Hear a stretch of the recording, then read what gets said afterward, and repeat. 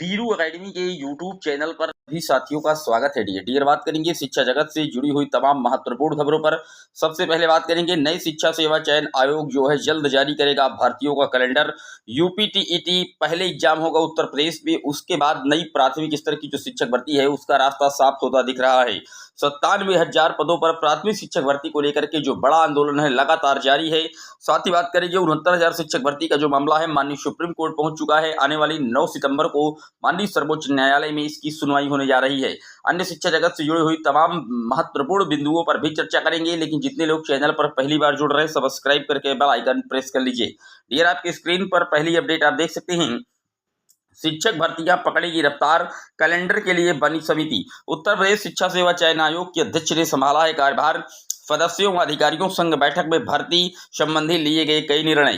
Basic से लेकर के एडेड माध्यमिक, एडेड महाविद्यालयों समेत कई और शिक्षण संस्थानों में शिक्षक भर्ती करने के लिए गठित उत्तर प्रदेश शिक्षा सेवा चयन आयोग में अध्यक्ष प्रोफेसर कीर्ति पांडे ने गुरुवार को पद संभाल लिया। उन्होंने आयोग के सभी सदस्यों और अधिकारियों के साथ बैठक में कई निर्णय लिए हैं। आयोग ने के कैलेंडर के लिए एक समिति बनाई गई है। रुकी भर्तियों को पूरी करने के लिए विस्तृत रूपरेखा के साथ रिपोर्ट मांगी गई है। तो देखिए डियर, अब आयोग के अध्यक्ष सक्रिय हो चुकी हैं और जिस तरीके से अभ्यर्थी लगातार धरना प्रदर्शन कर रहे हैं, निश्चित तौर पर शासन स्तर पर दबाव है और नई भर्ती का जो कैलेंडर है वो जारी करने की जो तैयारी है वो की जा रही है। आप देख सकते हैं नवनियुक्त अध्यक्ष प्रोफेसर कीर्ति पांडे ने कार्यभार ग्रहण किया। अध्यक्ष ने भर्ती कैलेंडर बनाने का निर्देश दिया है। तुरंत इन्होंने भर्ती कैलेंडर बनाने का निर्देश दिया है। मैं आपको बता दूं, सबसे पहले उत्तर प्रदेश में टीजीटी पीजीटी का जो 4163 पदों पर फॉर्म फिल करवाए गए थे उसका एग्जाम कंडक्ट होगा। उसके बाद असिस्टेंट प्रोफेसर के 1017 पदों पर जो वैकेंसी आई थी जिसके फॉर्म फिलअप है वो कहीं ना कहीं कंप्लीट हो गई। और उसके बाद सरकार तुरंत उत्तर प्रदेश में पात्रता परीक्षा यूपी टेट का आयोजन करवाएगी, क्योंकि यूपी टेट के लिए दबाव ज्यादा है शासन स्तर से, क्योंकि शिक्षक भर्ती भी काफी लंबे समय से उत्तर प्रदेश में नहीं आई है। और हाल ही में आपने देखा था लखनऊ खंडपीठ डबल बेंच के द्वारा दिए गए आदेश के आलोक में 27,713 पद तुरंत भरने का आदेश दिया गया था। लेकिन चूंकि सरकार के पास जो राजस्व की वसूली होती है वो पात्रताओं परीक्षाओं जैसी परीक्षाओं से ज्यादा होती है, इसलिए सरकार तुरंत अधियाचन भेज करके यूपी टेट के आयोजन को तुरंत जो हरी झंडी लेगी। और उम्मीद है कि 15 सितंबर के आसपास जो अधियाचन है यूपीटीईटी का वो भेजा जाएगा और दिसंबर या जनवरी में इसकी परीक्षा कंडक्ट होगी और मार्च अप्रैल में एक नई प्राथमिक स्तर की शिक्षक भर्ती उत्तर प्रदेश में बड़ी स्तर पर जरूर देखने को मिलेगी। डियर बात कर लेते हैं अगली अपडेट की। अगली अपडेट आप देख सकते हैं, शिक्षा सेवा चयन आयोग जारी करेगा कैलेंडर। कमेटी जो है वो गठित कर ली गई है। प्राथमिक शिक्षक भर्ती के लिए विभाग से अधियाचन मंगाए जाने का निर्णय लिया गया है। तो आप देख सकते हैं जो सुगबुगाहट 2018 से बंद हो गई थी प्राथमिक स्तर की शिक्षक भर्ती को लेकर के, लगातार अब उस पर जो एक्शन है वो देखने को मिल रहा है। डियर इन्हीं सब के बीच में कल आयोग में अध्यक्ष बैठक करती रही और डीएलएड प्रशिक्षितों का बाहर धरना चलता रहा। डीएलएड प्रशिक्षितों ने शिक्षा सेवा चयन आयोग में गुरुवार को अजब संयोग बना। एक तरफ आयोग के अध्यक्ष प्रोफेसर कीर्ति पांडे कार्यभार ग्रहण करने सुबह करीब 11 बजे कार्यालय पहुंची। उसी समय बड़ी संख्या में डीएलएड प्रशिक्षित अभ्यर्थी बेसिक शिक्षकों की भर्ती की मांग को लेकर के गेट के बाहर धरने पर बैठ गए। अभ्यर्थियों का धरना पूर्व प्रस्तावित था, जबकि अध्यक्ष के कार्यभार ग्रहण करने का कार्यक्रम एक दिन पहले बना। कार्यभार ग्रहण करने के बाद कार्यालय में वे सदस्यों एवं अधिकारियों के साथ बैठक करती रहीं और बाहर हजारों अभ्यर्थी धरने पर बैठ गए। बाद में अभ्यर्थियों का प्रतिनिधिमंडल कार्यालय में अध्यक्ष से मिला। डीएलएड बीटीसी टेट सीटेट पास हजारों प्रशिक्षुओं ने गुरुवार को आयोग का घेराव किया था। डीएलएड प्रदेश अध्यक्ष अभिषेक तिवारी, डीएलएड बीटीसी अध्यक्ष विनोद पटेल आदि ने हाईकोर्ट के आदेश के क्रम में 68,500 शिक्षक भर्ती के रिक्त 27,717 पदों तथा सरकार द्वारा लगाए गए हलफनामे में 51,112 पदों को रिक्त पदों को एक साथ जोड़कर बड़ी शिक्षक भर्ती की मांग की। ये भी कहा कि बेसिक शिक्षा मंत्री ने रिक्त 17,000 पदों पर विज्ञापन दिए जाने की बात कही थी, लेकिन कोई कार्रवाई नहीं हुई। रजत सिंह ने भी कहा कि पिछले 6 वर्षों से बेसिक शिक्षकों की कोई भर्ती नहीं आई, जबकि 10 लाख से ज्यादा प्रशिक्षित भर्ती आने की इंतजार कर रहे हैं। इन सबके बीच में 5 डेलीगेशन टीम को बुलाया गया था अंदर। अध्यक्ष जी ने उनको आश्वासन भी दिया है कि जल्द ही अधियाचन मिलेगा और वो धरना समाप्त होने के बाद जो है उनका धरना वहां से समाप्त करके उनको पत्थर गिरजाघर भेज दिया गया। डियर तो अध्यक्ष जी का सकारात्मक रुख देखने को मिला है।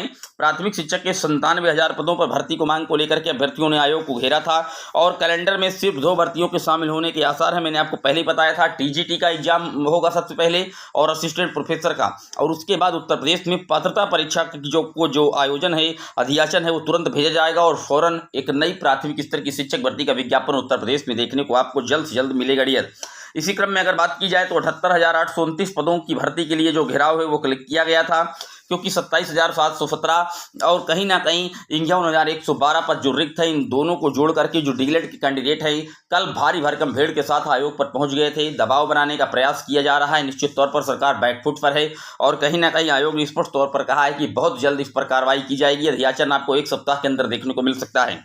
बात कर लेते हैं अगली अपडेट की। अगली अपडेट 69,000 शिक्षक भर्ती मामले में अभ्यर्थियों ने सीएम से वार्ता का मिला आश्वासन। आरक्षित वर्ग के अभ्यर्थियों ने घेरा मंत्री ओपी राजभर का आवास। आप यहां पर जानते हैं कि 69,000 शिक्षक भर्ती में कई बड़े पेच फंस चुके हैं। पहले तो इलाहाबाद हाईकोर्ट की खंडपीठ लखनऊ ने डबल बेंच ने पूरे इस 69,000 शिक्षक भर्ती की चयन सूची को रद्द करके नए सिरे से सूची बनाने का आदेश दिया था, क्योंकि आरक्षण की गतिविधियां सही नहीं लागू की गई थी, इसलिए पूरी सूची को रद्द करने का आदेश दिया।